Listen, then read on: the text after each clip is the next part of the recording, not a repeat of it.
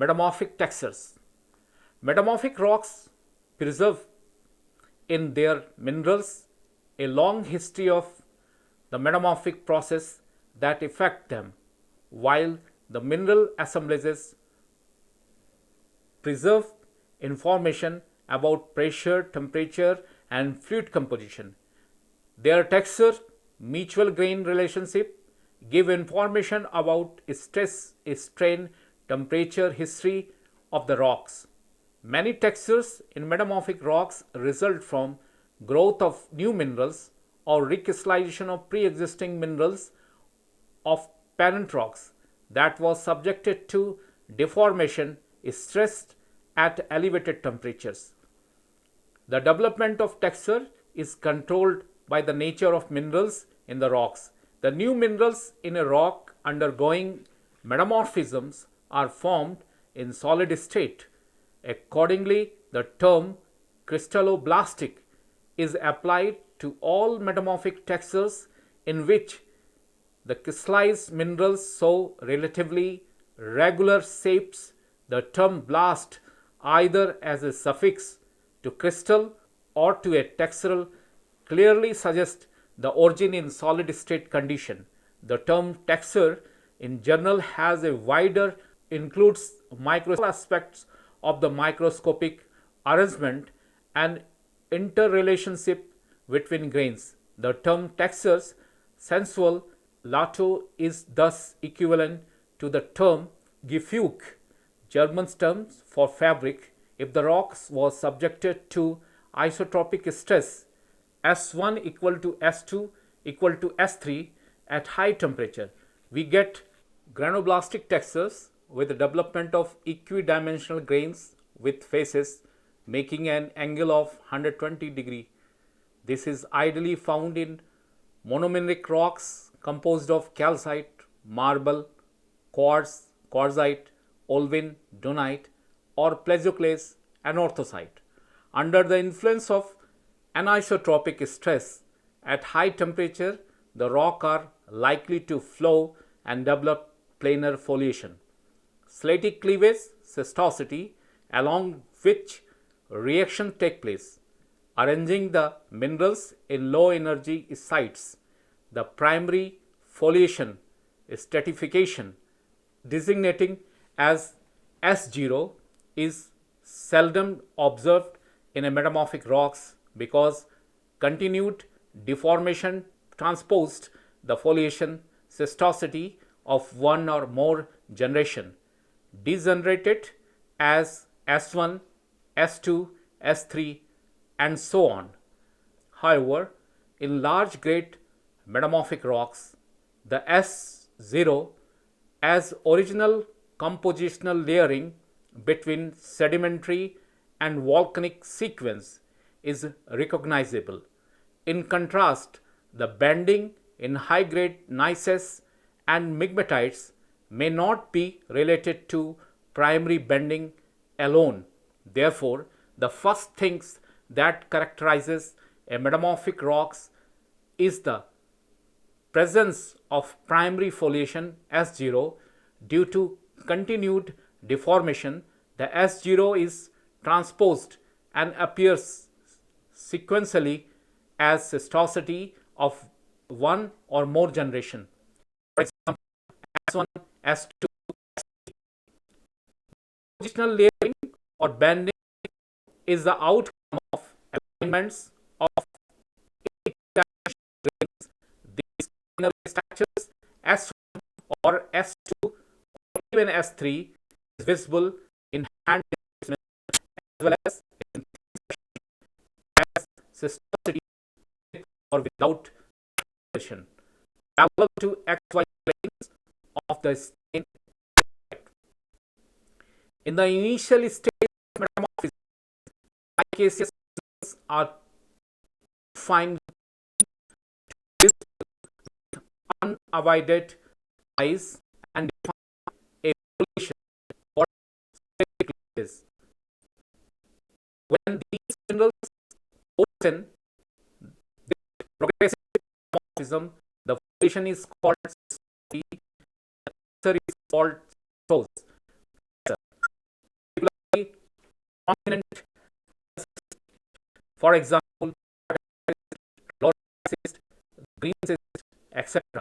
The cystose texture is due to more or parallel arrangement of mycases or pigment. The cystose texture is further specified by the term lepidoblastic texture. Cystosity is defined by deferred orientation of mycaseous minerals. If the prismatic minerals like hornblende or electrode define the cystosity as in amphibolites or hornblende cyst, the term metablastic texture is used. Note that the term texture is introduced by European geologists is almost synonymous with porosity, but has connection and includes all type of parallel surface. Nitrous texture is used when quartz and feldspar dominate and tend to concentrate in the alternate layers of flaky minerals. Some niche so feldspar grains or ferroblast to appear called organ in German. These niches are called niches based on the shape of the mineral. Three terms are used. First, hydroblastic, when minerals grains or crystals have double faces. Xenoblastic grains are without of any shape, and subhydroblastic when the minerals of one shape intermediate between 1 and 2. On the basis of size, textural terms, plastic when there is no size difference and the metamorphic process is composed of equal sizes having boundaries of 120 degree or triple section. As already, another term, profiloblastic texture, is used when more minerals have grain size significantly larger than that of matrix minerals. Many index minerals, for example, garnet, etc., in pelvic cyst are profiloblasts. Precrystallization favors the growth of larger grains the absence of smaller one because smaller grains have high surface area for their volume. In the growth of large minerals, the atoms need only to move across the grain boundaries.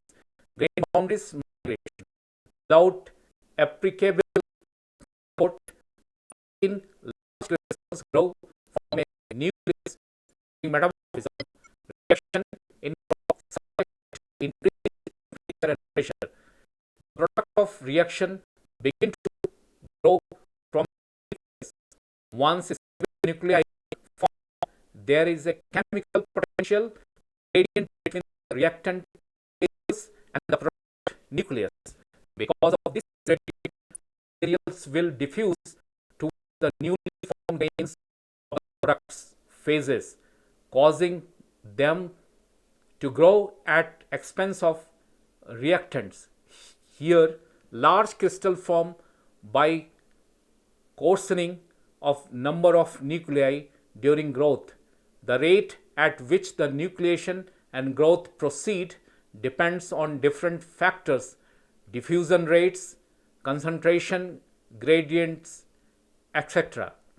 The proferoblasts are further specified by the term poikiloblastic texture. If the proferoblasts contain numerous inclusion, either as remains of reactant phases or a part of the matrix minerals, these inclusion persisted similar and they yield evidence of an early metamorphic history of the rock. Care must be taken, however, to distinguish these from the inclusion appearing in the proferoblast by cut effect or by hydrothermal alteration of enclosed minerals. Quartz and ilmenites are common inclusions in garnet proferoblast, and show a recognizable orientation.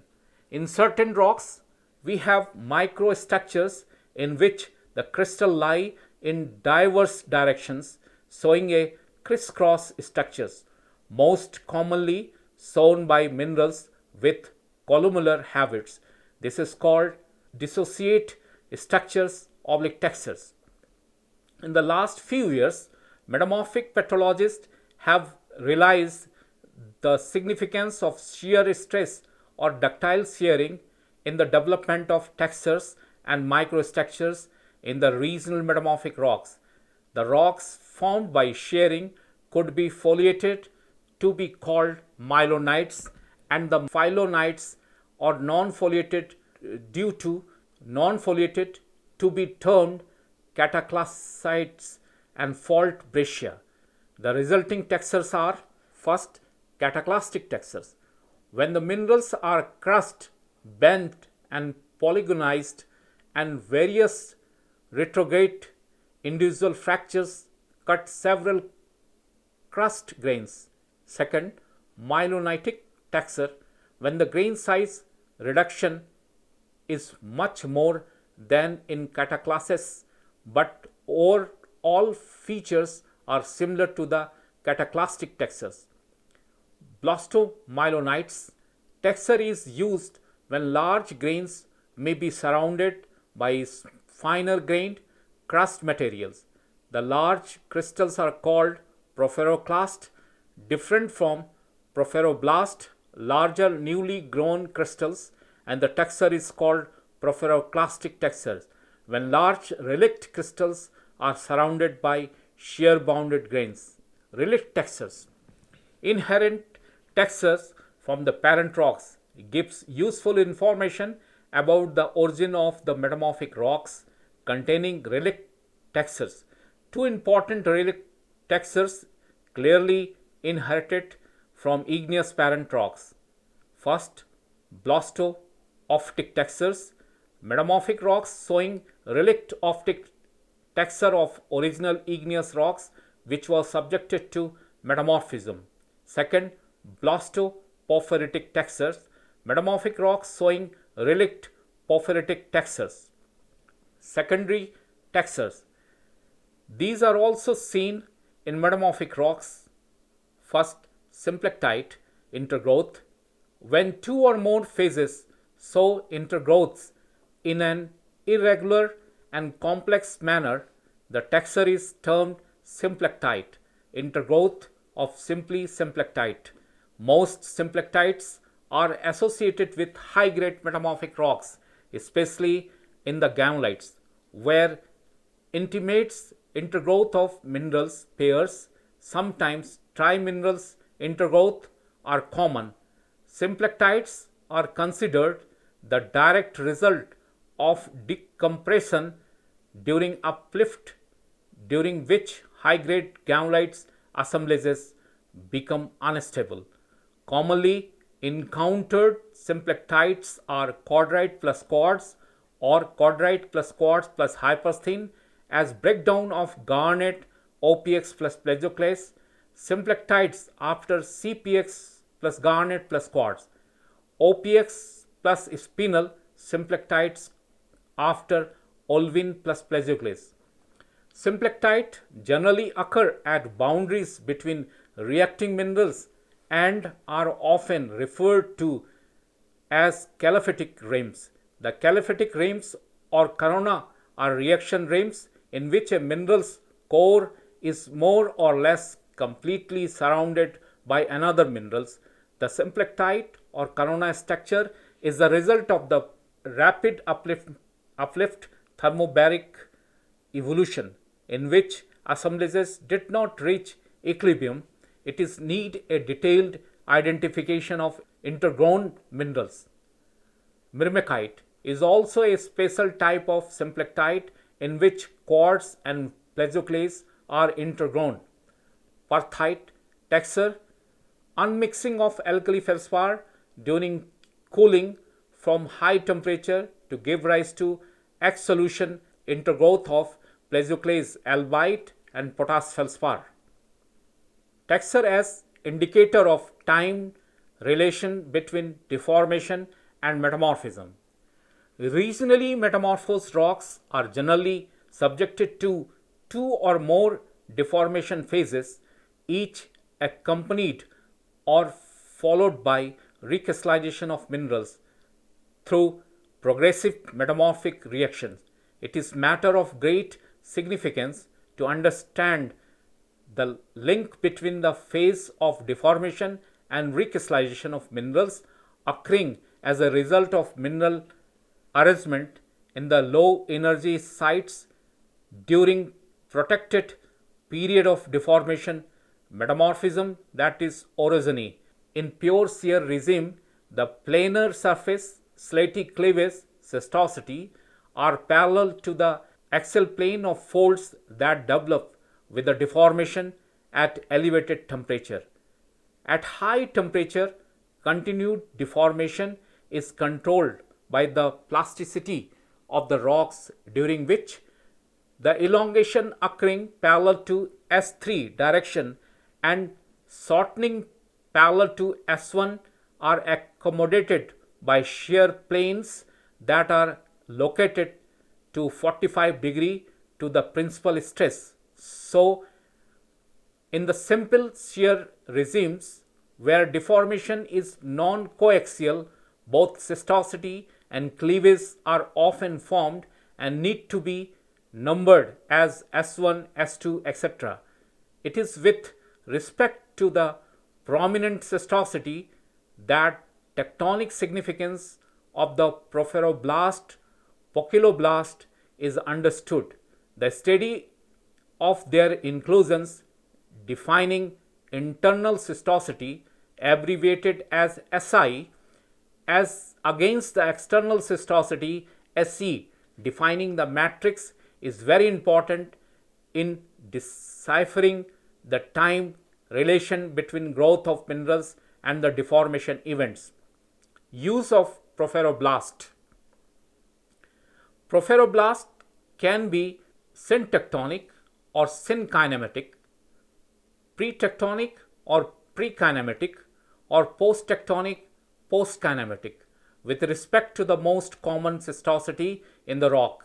The main cystosity is often superimposed by one or more deformation phases and can be recognized as transposed foliation, which may undergo further deformation and hence may be mechanically reoriented and so microfolding, kinking, etc., or may even be formed a new with different or similar orientation as the previous cystosity. Syntectonic porphyroblasts have grown simultaneously with the deformation of rocks. Such porphyroblasts show a spiral pattern of their inclusion or SI, and it is called snowball texture because the mineral during growth was rolled by shear along the cystosity. This interpretation has been a controversial topic over the years. Alternate interpretation is that the cystosity rolled into new orientation without the crystal being rolled at all. But this is a research topic for later studies and left here without further comments. But it must be remembered that a syntectonic crystals often has oriented SI aligned inclusion fabrics, but more often cores of syntectonic crystals are densely included where the rims are largely devoid of inclusions.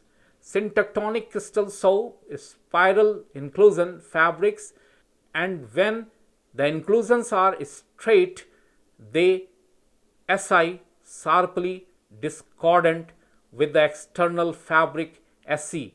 Often the SI in marginal part of the syntectonic porphyroblast passes out of the crystal into SE without a break. But if the deformation outlasted the growth of porphyroblast, there will be a discordance between Si and Se. Pretectonic porphyroblast. In this case, the internal fabric Si of the crystal is likely to be discordant with Se, and the foliation often wrap around the porphyroblast because it's behave like a rigid body while the matrix was being deformed. Beside the angularity between Si and Se, the pretectonic porphyroblast has also cracked and pressure shadow and wrapping of foliation.